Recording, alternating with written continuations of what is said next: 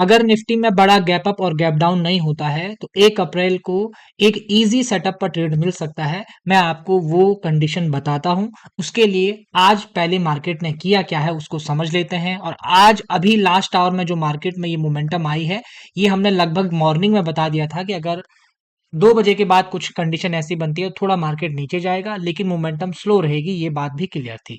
आज जो हमारा बैंक निफ्टी है करीब करीब अभी 0.4%, 3.75% से डाउन अभी चल रहा है। 1990 पॉइंट के आसपास जबरदस्त गिरावट मार्केट में चल रही है और लगातार हम गिरते चले जा रहे हैं।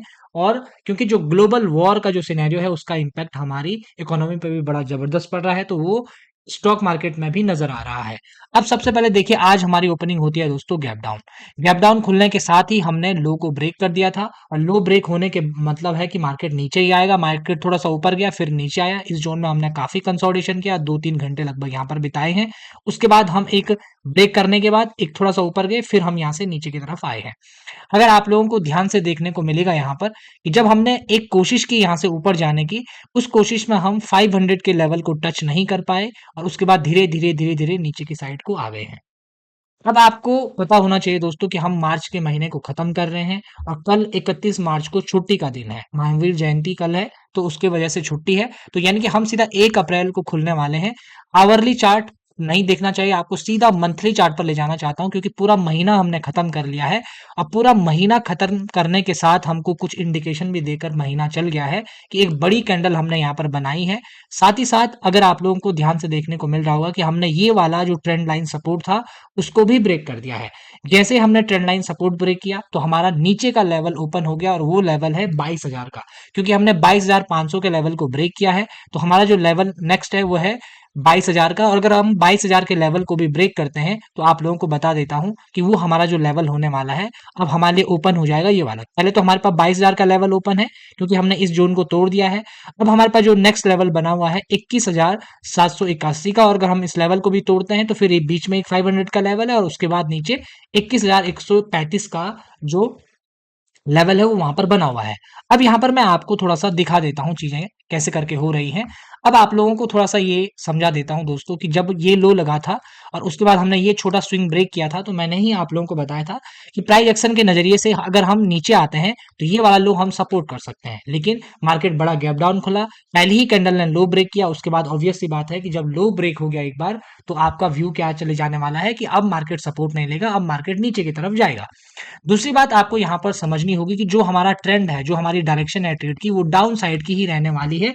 इसीलिए आज कई सारे लोगों ने पहली कैंडल पर अपोजिट साइड का ट्रेड भी किया होगा, क्योंकि 500 का राउंड लेवल देखकर सोचा होगा कि एक रिजेक्शन आएगा। लेकिन यहाँ पर आप लोगों को समझना होगा कि ट्रेंड ही आपका दोस्त है। अगर आप ट्रेंड के साथ में चल रहे हैं तो ये दोस्ती कभी धोखा नहीं देगी। बशर्ते कभी एसएल हो भी जाएगा तो बहुत मिनिमम एसएल आपसे लेकर जाता है, ज्यादा बड़ा नुकसान नहीं करता है। लेकिन अगर आप ट्रेंड के अपोजिट चलते हैं तो वहां पर आपको बड़ा खामियाजा भुगतना पड़ सकता है। ये आप लोग समझ सकते हैं। अब आप लोग देखिए, अब हम चले गए हैं 500 के लेवल के नीचे। यहाँ पर आपको पता है 22,500 का एक लेवल था, इस लेवल के नीचे हम चले गए। अब यही लेवल हम लोगों के लिए चार्ट एनालिसिस में मदद करने वाला है। अब कैसे करेगा मदद, 15 मिनट के चार्ट पर आपको बताता हूँ कि क्या क्या कंडीशंस परसों हो सकती हैं और उसके बाद हमें कहाँ कहाँ पर ट्रेड मिल सकता है। आप लोग देख सकते हैं कि इस जोन में करीब करीब हमने 2 घंटे यहाँ पर बिताए हैं और उसके बाद हमने यहाँ से नीचे की तरफ ब्रेक किया है। लेकिन आपको यहाँ पर ध्यान रखना है, अगर हमारी ओपनिंग थोड़ा सा गैप अप हो जाती है, ठीक है, ये इस जोन के आसपास अगर हमारी ओपनिंग होती है और हम 500 के लेवल को ब्रेक नहीं करते हैं, उसके बाद हम फिर नीचे की तरफ को जाते हैं, तो ये समझ लीजिएगा कि हम नीचे की साइड को जाएंगे। और अगर यहाँ पर कंसोलिडेट करके जाता है, कोई सेटअप बनाकर जाता है, तो सबसे बेस्ट वन ट्रेड यही होने वाला है। लेकिन अगर हम फिर बड़ा गैप डाउन खुल जाते हैं, ये याद रखिएगा, गैप डाउन हो सकता है, कुछ न्यूज आ जाए कुछ बड़ी। अगर हम बड़ा गैप डाउन खुल जाते हैं तो आप ये मान के चलिए कि यहाँ पर कौन सा लेवल होगा, 22,000 का यहाँ पर लेवल रहने वाला है। 22K का जो लेवल है हमारे लिए ओपन वैसे भी हो गया है क्योंकि 22,500 के लेवल को हमने ब्रेक कर दिया है। 22,000 का जो लेवल हमारा रहने वाला है, अगर गैप अप नहीं खुलते हैं तो फिर हम यहाँ पर क्या कर सकते हैं, अगर गैप डाउन खुलेंगे तो फिर हमारे लिए ये 22,000 एक सपोर्ट की तरह काम करेगा और फिर ये ब्रेक होगा तो जैसी कंडीशन आज बनी है सेम तरह की कंडीशन आज फिर से मार्केट में आपको देखने को मिलेगी। अभी हम जो ट्रेड कर रहे हैं 22,800 287 के आसपास, अभी बज रहा है आपका 3 बज रहा है, करीब करीब 25 मिनट अभी बाकी है मार्केट को क्लोज होने में 3:04 हो गया है, तो 25 मिनट बाकी है।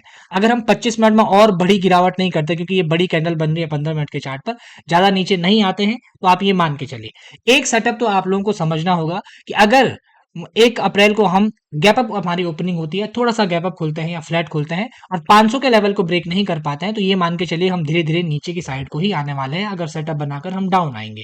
ठीक है।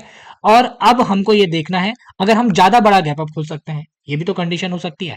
ज्यादा बड़ा गैप अप खोलते हैं, ये वाला स्विंग ब्रेक होता है, उसके बाद बिल्कुल शांत रह जाएंगे, कुछ करने की जरूरत नहीं है, क्योंकि फिर आप 500 के लेवल के आसपास सपोर्ट की तरह यहाँ पर एक पूरा दिन हम यहाँ पर बिता सकते हैं एज ए इनसाइड। ये भी बात हो सकती है। और बड़ा गैप डाउन में मैंने आपको कंडीशन बताई दी है कि जब बड़ा गैप डाउन खुले तो बिल्कुल शांत बन के रहिएगा, आपको ज्यादा जल्दबाजी करने की जरूरत नहीं है।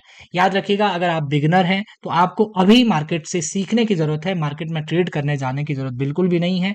अगर आप केवल अभी ऑब्जर्व कर रहे हैं तो ऐसी गिरावटें साल दर साल आती रहती हैं, आप उसके लिए प्रिपेयर होंगे। और ऐसी जानकारी के लिए द इंसाइडर रिव्यू को सब्सक्राइब जरूर करिएगा। बहुत बहुत धन्यवाद।